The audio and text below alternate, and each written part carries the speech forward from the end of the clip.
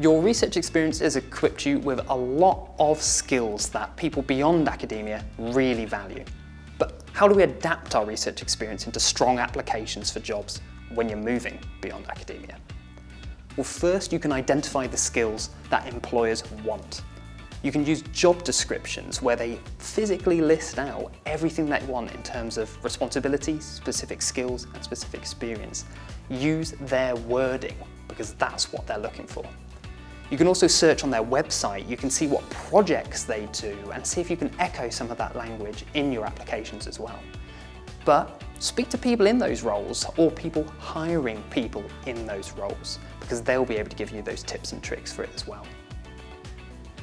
You'll need to first identify the skills that you have. So use skills auditing tools and strengths identifiers.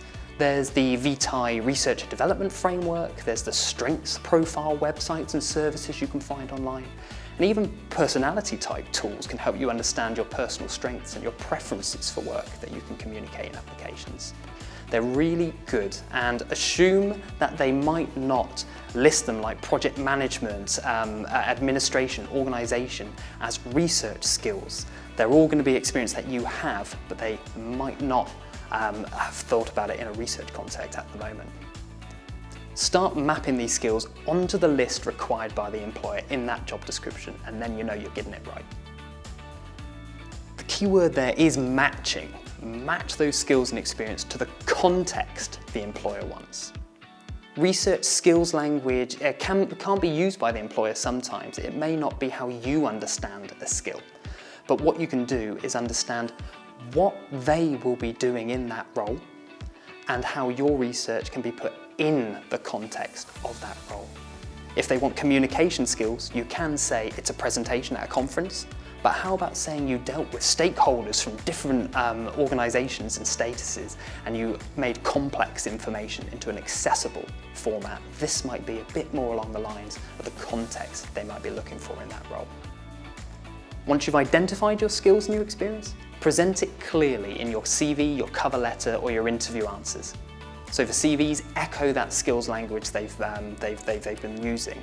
Make sure you can tick all of the requirements easily and don't make the reader have to guess how an example or a particular bullet point you've used relates to it. Just tell them directly how it meets what they want. For cover letters and even interview answers, evidencing your skills in more detail, which you can do here now. Use examples where you're really showing how they're important for the role. Present them to show how the experience you have meets what they want, frame it in their context, and really make sure to add some of that superstar stats that you can, evidence your impact and all the difference that you're making. And don't worry, if you don't have an example that's specifically in the context for that role, give a transferable example and tell them how it can be translated and it is relevant to that role. The importance is you're showing skills and you show understanding of how it can be applied to that role. Remember, when you're using those examples, you can go beyond your research experience as well.